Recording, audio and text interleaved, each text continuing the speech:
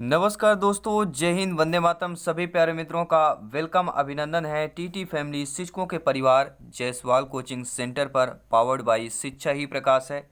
बात करेंगे दोस्तों पर्यावरण ईवीएस के एनसीईआरटी के पैटर्न पर। प्रैक्टिस सीरीज आपकी चल रही है और यह प्रैक्टिस सीरीज का आपका 18वां पार्ट है और इस पार्ट में हम 20 महत्वपूर्ण लाजवाब क्वेश्चन करने वाले हैं। साथ ही साथ दोस्तों इसमें महत्वपूर्ण प्रश्न रहने वाले हैं। 203 नंबर आपके पक्के हो सकते हैं अगर क्लास आप लोग अच्छे तरीके से अटेंड कर पाएंगे, क्योंकि पर्यावरण अधिनियम कानून से संबंधित हमने यहाँ पे 15 प्रश्नों को कंबाइन किया गया है और आपको पता है यहाँ से 1 से 2 प्रश्न जरूर आपके एग्जाम पर पूछा जाता है। तो चलिए शुरुआत करते हैं। पहला प्रश्न दोस्तों आप लोगों की स्क्रीन पर है। पहली बार विजिट कर रहे हैं तो बेल आइकन जरूर प्रेस करें ताकि लेटेस्ट नोटिफिकेशन आप सभी को मिलता रहे। पहला प्रश्न है, हमारे देश में वन महोत्सव दिवस मनाया जाता है 2 अक्टूबर को, 1 जुलाई को, 10 अगस्त को, 1 दिसंबर को। किस दिन मनाया जाता है? सभी नीचे कमेंट बॉक्स में अपना अपना कमेंट करके बताएंगे। तो हमारे देश में वन महोत्सव दिवस दोस्तों कब मनाया जाता है? सभी लोग जानते हैं। 1 जुलाई की बात करें, दिसंबर की बात करें, अगस्त की बात करें, अक्टूबर में, तो सभी जानते हैं यहाँ पर ऑप्शन नंबर बी सही हो जाएगा। देखिए जुलाई का जो प्रथम सप्ताह होता है ये आपको ध्यान देना, ठीक है। फर्स्ट वीक जो होता है, वीकेंड या पहला सप्ताह जो होता है वह वन महोत्सव मनाया जाता है। और प्रश्न आ सकता है कि वन महोत्सव पहली बार कब मनाया गया था या शुरुआत कब की गई थी? तो पहली बार 1950 में तत्कालीन पर्यावरण मंत्री रफ़ी अहमद किदवई के जरिए मनाया गया था। वन महोत्सव जंगली जानवर और जंगल में रहने वाले जीवों पर वनों की कटाई पर प्रभाव पर जोर देता है और 1950 से वन महोत्सव हर साल जुलाई के पहले सप्ताह के दौरान 1 से 7 जुलाई के बीच मनाया जाता है। दूसरा प्रश्न आप लोगों की स्क्रीन पर है, सभी कमेंट करेंगे। भारत में निम्नलिखित में से कौन सा जैव रिजर्व वर्ल्ड नेटवर्क और बायोस्फीयर रिजर्व में शामिल नहीं है? सुंदरवन, मन्नार की खाड़ी, नंदा देव, कॉर्बेट। सभी को पता है टोटल हमारे भारत में बायोस्फीयर रिजर्व कितने हैं? 18 हैं, नोट कर लीजिएगा, ठीक है। और अभी 2011 में या 12 में समथिंग आपका पन्ना टाइगर बना है, बायोस्फीयर रिजर्व में शामिल हुआ है। तो यहाँ पर सुंदरवन भी आपके बायोस्फीयर रिजर्व में शामिल है, मन्नार की खाड़ी भी है, नंदा देवी है। लेकिन जिम कॉर्बेट नेशनल पार्क जो कॉर्बेट है ये आपको बायोस्फीयर रिजर्व में शामिल नहीं है, ये आपको ध्यान देना है, ठीक है। देखिए नीलगिरी बायोस्फीयर रिजर्व सबसे पहले जोड़ा गया था। सबसे पहले बायोस्फीयर रिजर्व में नाम किसका आया था? नीलगिरी का। कब आया था? 1986 में से जोड़ा गया था। और सुंदरवन को 1989 में, और मन्नार की खाड़ी को 2010 में, और नंदा देवी को 1988 में जोड़ा गया था। तीसरा प्रश्न है, आई होप सभी प्यारे मित्र अच्छे तरीके समझ पा रहे होंगे। क्लास को लाइक कर दिया होगा। बहुत बहुत धन्यवाद सभी साथियों का, सभी शिक्षक बंधुओं का, सभी भावी अध्यापक अध्यापिकाओं का। तीसरा प्रश्न है दोस्तों, वन्य जीव सप्ताह मनाया जाता है। देखिए वन्य जीव सप्ताह या वन्य जीव कब मनाया जाता है? एक ही है, आंसर एक ही है, लेकिन प्रश्न को अलग अलग थोड़ा घुमा फिरा के दे दिया जाएगा। इसलिए हमने प्रश्न को आपको फेस किया कि इस टाइप से आपको भी एग्जाम पर प्रश्न को या क्वेश्चन को फेस करने को मिल सकता है। तो आपका जवाब पहला ऑप्शन ही होना चाहिए, 1 अक्टूबर से 7 अक्टूबर। क्या ये सही है? सभी कमेंट करेंगे। सभी यहाँ पर कमेंट के द्वारा आप लोग आंसर करके बताएंगे। अब आप ये बोलेंगे कि वन्य जीव सप्ताह और ये जो प्रश्न पूछा गया था वन महोत्सव देश। देखिए वन महोत्सव जो दिवस मनाया जाता है दोस्तों, यहाँ पे आपका राइट आंसर क्या हो जाएगा? वन्य जीव सप्ताह कब मनाया जाता है? तो 1 से लेके 7 अक्टूबर, या अभी 2020 में जो मनाया गया था 2 से लेके 8 अक्टूबर तक मनाया गया था। चौथा प्रश्न है दोस्तों, वन्य प्राणी सप्ताह प्रतिवर्ष मनाया जाता है। अब देखिए वन्य प्राणी सप्ताह पूछा गया, जीव पूछा गया, प्राणी सप्ताह पूछा गया, तो कौन हो जाएगा? सभी ऑप्शन यहाँ पे कमेंट करके बताना है। तो अक्टूबर के प्रथम समय पर वन्य प्राणी सप्ताह मनाया जाता है। अक्टूबर की बात करेंगे, वो भी विश्व भर में वन्य जीव सप्ताह के रूप में मनाया जाता है। भारत में कितने प्रतिशत भूमि पर वन है दोस्तों? 24.39%, 29.4, 22.47 या 19.47%।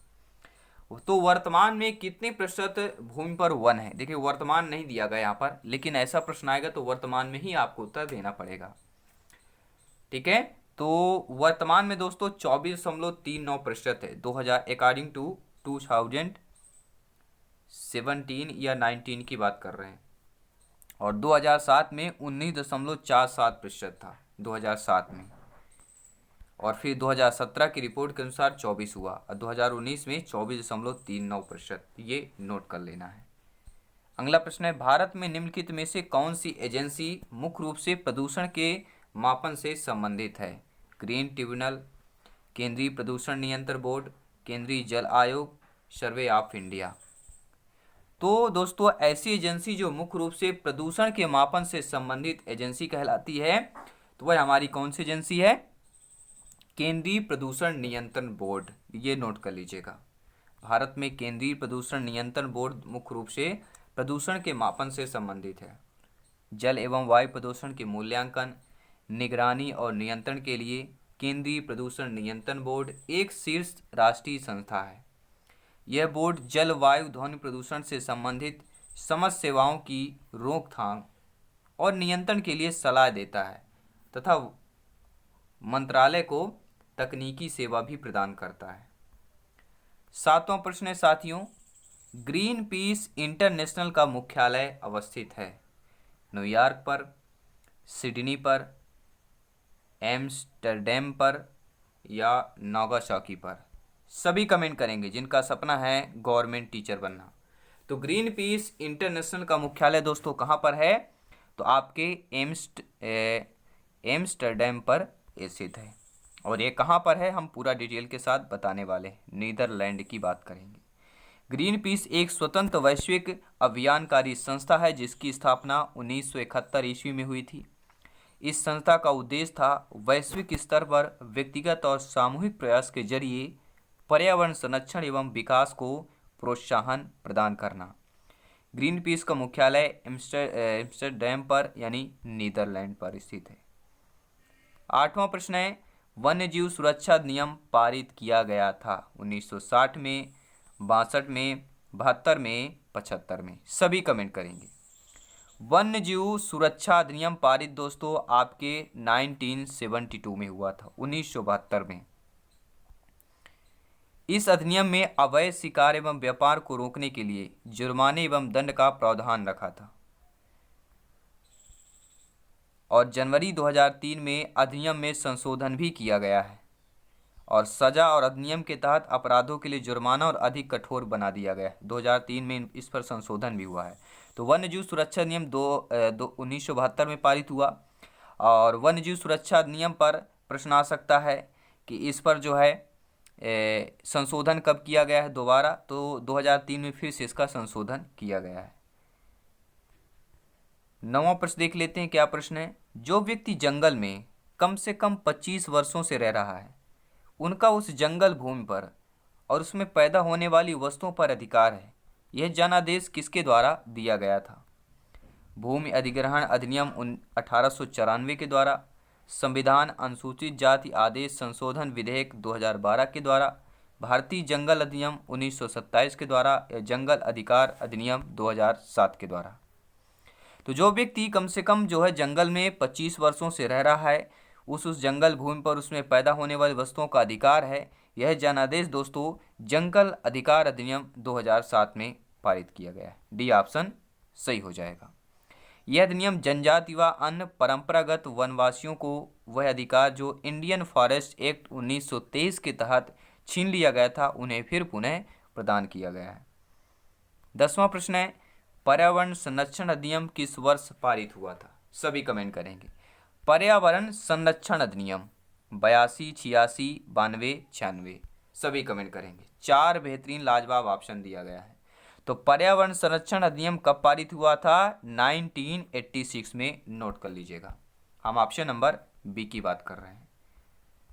संयुक्त राष्ट्र का प्रथम मानव पर्यावरण सम्मेलन 5 जून 1972 में स्टॉकहोम में संपन्न हुआ और इसी से प्रभावित होकर भारत ने पर्यावरण के संरक्षण के लिए पर्यावरण संरक्षण अधिनियम 1986 पास किया। ये एक विशाल अधिनियम है जो पर्यावरण के समस्त विषयों को ध्यान में रखकर बनाया गया है और इस अधिनियम में 26 धाराएं हैं जिनमें 4 अध्यायों में इस पर बांटा गया है। और यह कानून पूरे देश में 19 नवंबर 1986 ईस्वी को लागू किया गया था। कब हुआ था? 19 नवंबर 1986। ये आपको ध्यान देना है। और टोटल इसमें 26 धाराएं हैं। कितने अध्यायों में बांटा गया? तो 4 अध्यायों में बांटा गया। किसको बांटा गया है? पर्यावरण संरक्षण अधिनियम को। अब देख लेते हैं दोस्तों अगला प्रश्न। सभी लाइक शेयर कमेंट करें, फीडबैक करते रहें, सहयोग करते रहें। आप सभी भावी अध्यापिकाएं हैं। जायसवाल सर आप सभी का स्वागत अभिनंदन करते हैं। अगला प्रश्न दोस्तों यह है, सन 1992 में पर्यावरण सुरक्षा से संबंधित प्रथम पृथ्वी सम्मेलन किस शहर में हुआ? Copenhagen, Rio de Janeiro, Washington, स्कॉट। देखिए 3 चीज़ों या 3 नाम फेमस है, Rio de Janeiro, Washington, Stockholm.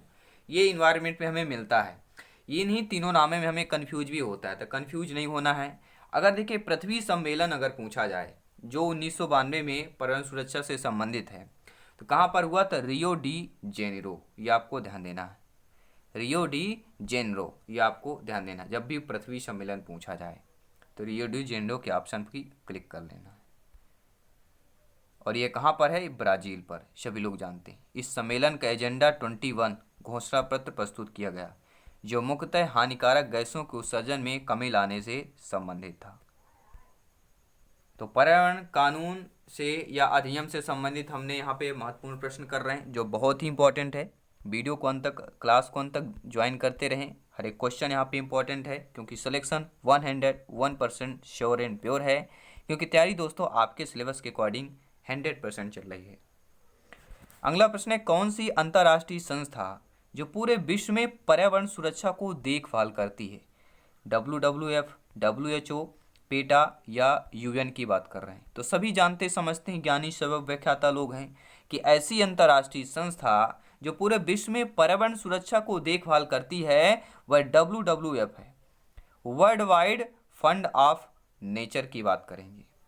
यह प्रकृति के संरक्षण के लिए एक अंतर्राष्ट्रीय गैर सरकारी संगठन है। WWF कैसी संगठन है? तो अंतर्राष्ट्रीय गैर सरकारी संगठन है, नोट कर लीजिएगा। इसकी स्थापना 1961 में किया गया। WHO वैश्विक स्वास्थ्य संगठन है, तथा UN क्या है? विश्व के सभी देशों का एक अंतर्राष्ट्रीय संगठन है। और पेटा को हम आने वाले प्रश्नों में आपको बताएंगे। CFC सभी से परिचित होंगे। ओजोन परत को बचाने के लिए तैयार की गई अंतर्राष्ट्रीय संधि का नाम बताइए। Sigma protocol, Montreal protocol, ozone protocol, green protocol. तो आपने पढ़ा होगा मॉन्ट्रियल प्रोटोकॉल, पढ़ा होगा शायद, बिल्कुल सही है। तो CFC से ओजोन परत को बचाने के लिए, क्लोरोफ्लोरोकार्बन से ओजोन परत को बचाने के लिए जो तैयार की गई अंतर्राष्ट्रीय संधि है वह है मॉन्ट्रियल प्रोटोकॉल। और सभी को पता है ओजोन परत मुख्यतः स्ट्रेटोस्फियर या समताप मंडल के निचले हिस्से में पृथ्वी से लगभग 10 से 50 किलोमीटर की ऊंचाई पर यह स्थित है, परंतु इस परत में इसका सर्वाधिक संकेंद्रण 20 से 35 किलोमीटर के मध्य पाया जाता है। 10% ट्रोपोस्फियर तथा 90% स्ट्रेटोस्फियर में पाया जाता है। ये सूर्य की हानिकारक पराबैंगनी किरणों को पृथ्वी से आने से रोकता है, सभी जानते हैं। CFC क्लोरोफ्लोरोकार्बन मानव निर्मित रसायनों की एक समूह है जो रंगहीन गंधहीन होता है, सरलता से द्रव में परिवर्तित हो जाता है। और मॉन्ट्रियल प्रोटोकॉल ओजोन परत को क्षीण करने वाले पदार्थों के बारे में अंतर्राष्ट्रीय संधि है, जो ओजोन परत को संरक्षित करने के लिए चरणबद्ध तरीके से उन पदार्थों का उत्सर्जन रोकने के लिए बनाई गई है। अगला प्रश्न है साथियों, वातावरण में CFC क्लोरोफ्लोरोकार्बन उत्सर्जन पर प्रतिबंध लगाने संबंधी प्रथम प्रोटोकॉल कहाँ बना था? Montreal, Osaka, Geneva, Florida. तो अभी हमने आपको जस्ट बताया, इसी का आंसर होगा मॉन्ट्रियल पर, इसलिए मॉन्ट्रियल प्रोटोकॉल बन गया था। तो कहाँ पर बना था? मॉन्ट्रियल पर बना था। मॉन्ट्रियल सम्मेलन 1987 के तहत ओजोन परत के संरक्षण हेतु समझौता हुआ, जिसके तहत CFC तथा हाइड्रोजन गैसों पर नियंत्रण लगाने की बात की गई थी, जिनसे ओजोन परत की हानि होती है। और कुछ अंतर्राष्ट्रीय पर्यावरण संधियां हैं। स्टॉकहोम सम्मेलन 1972 में किया गया। संयुक्त राष्ट्र पर्यावरण कार्यक्रम, ठीक है, UNEP की स्थापना 5 जून को पर्यावरण दिवस मनाने की घोषणा पर किया गया। रियो यानी कि पृथ्वी रियो डी जेनेरो पृथ्वी सम्मेलन 1992, एजेंडा 21 की स्वीकृति तथा संयुक्त राष्ट्र फ्रेमवर्क कन्वेंशन UNFCCC का जन्म, और हेलसिंकी सम्मेलन 1974 में हुआ जो समुद्री पर्यावरण की सुरक्षा से संबंधित है। कानकुन सम्मेलन 2010 में हरित जलवायु कोष से संबंधित है। या ग्रीन क्लाइमेट फंड की स्थापना का निर्णय किया गया। कब किया गया? 2010 पर। अब देख लेते हैं अगला सा प्यारा सा प्रश्न। भारतीय संविधान का ऐसा अनुच्छेद जो पर्यावरण संरक्षण को प्रत्येक नागरिक के मौलिक कर्तव्य के रूप में पहचान करता है। अनुच्छेद 42, अनुच्छेद 48A, अनुच्छेद 51A या अनुच्छेद 20? सभी कमेंट करेंगे। तो संविधान का या भारतीय संविधान का ऐसा अनुच्छेद जो पर्यावरण संरक्षण को प्रत्येक नागरिक के मौलिक कर्तव्य के रूप में पहचान करता है वह है दोस्तों 51A। जी हाँ, 51A पर्यावरण संरक्षण को नागरिक के मौलिक कर्तव्य के रूप में पहचान कराता है। इस अनुच्छेद के अनुसार भारत में प्रत्येक नागरिक का यह कर्तव्य होगा कि वह प्राकृतिक पर्यावरण की, जिसके अंतर्गत वन, झील, नदी और वन्यजीव की रक्षा करे, उसका संवर्धन करे तथा प्राणी मात्र के प्रति दयाभाव रखे। 16वां प्रश्न है, क्योटो प्रोटोकॉल का संबंध किससे है? नस्ल संरक्षण से, जलवायु परिवर्तन से, नमभूमि संरक्षण से या औषधि पौधों से? तो दोस्तों क्योटो प्रोटोकॉल का जो संबंध आप लोगों से किससे हो जाएगा? तो वह जलवायु परिवर्तन से संबंधित है। इस संधि को क्योटो जापान में दिसंबर 1997 में तय किया गया तथा 16 मार्च 1998 में हस्ताक्षर के लिए प्रस्तुत किया गया और यह समझौता 19 फरवरी 2005 में लागू हुआ तथा रूस ने 18 नवंबर 2009 में इसकी पुष्टि की। 17वां प्रश्न है, सूची फर्स्ट और सेकंड देखना है, दोनों को मिलान करना है और आपको बताना है। चलिए सूची को मिलान कर लेते हैं। क्या क्या सूची में दिया गया है आप लोगों की सूची यहाँ पर देख सकते हैं। सूची में दिया गया पर्यावरण सुरक्षा अधिनियम, वन्यजीव सुरक्षा अधिनियम, वन संरक्षण अधिनियम और जल अधिनियम दिया गया है। अब इनको मिलाना है। आपका यहाँ पे कूट दिया गया है कि ABC कौन सा सही होगा, तो आपको जो राइट ऑप्शन होगा वह कौन सा होगा। देखिए मैं आपको बता देता हूँ। पर्यावरण सुरक्षा अधिनियम सभी लोग जानते हैं 1986, वन्यजीव सुरक्षा अधिनियम 1972, जल अधिनियम 1980, वन संरक्षण अधिनियम, जी हाँ वन संरक्षण अधिनियम आपका कौन सा हो जाएगा? 1980 और जल अधिनियम 1974। तो हमारा कौन सा हो जाएगा? यहाँ पर कौन सा ऑप्शन सही हो जाएगा? सभी नोट करेंगे 2, 3, 4, 1। क्या हो जाएगा? 2, 3, 4 और 1 नोट कर लेंगे। अब देख लेते हैं अगला प्रश्न। दोस्तों वन संरक्षण अधिनियम के अनुसार किसकी खेती गैर वन गतिविधि है? चाय, रबड़, शहतूत या ये सभी? तो वन संरक्षण अधिनियम के अनुसार किसकी खेती गैर वन्यजीव गतिविधि है? चाय की भी खेती, रबड़ और शहतूत, ये तीनों की खेती जो है गैर वन गतिविधि है। तो ये सभी कहला जाएंगी। डी ऑप्शन सही हो जाएगा। यह वन संरक्षण अधिनियम 1986 के अकॉर्डिंग या अनुसार चाय, रबड़, शहतूत की खेती गैर वन गतिविधि में है। किस अधिनियम के अनुसार है? तो वन संरक्षण अधिनियम 1986 के एक्ट पर। अब देख लेते हैं दोस्तों अगला प्रश्न, 19वां प्रश्न, इसके बाद 20वां प्रश्न और इस प्रैक्टिस सीरीज का पार्ट नंबर हम 18 कंप्लीट करेंगे। कार्बन शुल्क लागू करने वाला प्रथम देश? ऑस्ट्रेलिया, आइसलैंड, USA, न्यूजीलैंड या ऑप्शन में भारत भी हो सकता है। तो कार्बन शुल्क लागू करने वाला प्रथम देश आपका न्यूजीलैंड है। कार्बन शुल्क सबसे पहले न्यूजीलैंड ने लागू किया था। कार्बन शुल्क एक ऐसा कर है जो अर्थव्यवस्था को महत्वपूर्ण रूप से बदले बिना राजस्व में वृद्धि करता है, जबकि साथ ही जलवायु परिवर्तन नीति के उद्देश्यों को बढ़ावा देता है। और कार्बन टैक्स का उद्देश्य कार्बन डाइऑक्साइड उत्सर्जन के हानिकारक और प्रतिकूल स्तरों को कम करना है, जिससे जलवायु परिवर्तन में काफ़ी कमी हो और पर्यावरण मानव स्वास्थ्य पर इसके प्रभाव कम पड़े। 20वां प्रश्न है, वायुमंडल का कौन सा भाग है जो प्रकाश की परावैंगनी किरणों को पृथ्वी की सतह पर आने से रोकता है? समताप मंडल, क्षोभ मंडल, मध्य मंडल, आयन मंडल। तो सभी लोग जानते हैं समताप मंडल की बात कर रहे हैं। ठीक है, तो ये रहे दोस्तों महत्वपूर्ण पर्यावरण ईवीएस एनसीईआरटी के पैटर्न पर जो आपकी प्रैक्टिस सीरीज चल रही है, पार्ट नंबर 18 है। हाँ, आपके कंसेप्ट वाइज हर एक क्लास हम स्टार्टिंग से कर रहे हैं, तो सभी पार्ट आपकी इम्पोर्टेंट है। प्लेलिस्ट आप लोग चेक करते रहिए, हर एक क्लास हर एक सब्जेक्ट इंपॉर्टेंट है, क्योंकि यहाँ पर आउट ऑफ 150 में से हमारा जो टारगेट है 125 प्लस पाना, क्योंकि यहाँ पर सिलेक्शन श्योर एंड प्योर है। तो सभी प्यारे मित्र ज्वाइन करते जाइए, और पहली बार विजिट कर रहे हैं तो सब्सक्राइब और बेल आइकन प्रेस करना मत भूलिएगा, क्योंकि इससे क्या आपके नोटिफिकेशन क्लासेज आपको टाइम टू टाइम मिलती रहेगी, प्रिपरेशन बेहतर होगा, सिलेक्शन का रास्ता आसान हो जाएगा। तो सभी दोस्तों को नमस्कार, जय हिंद, वंदे मातरम। जल्दी मिलते हैं नेक्स्ट क्लास पर। धन्यवाद सभी का।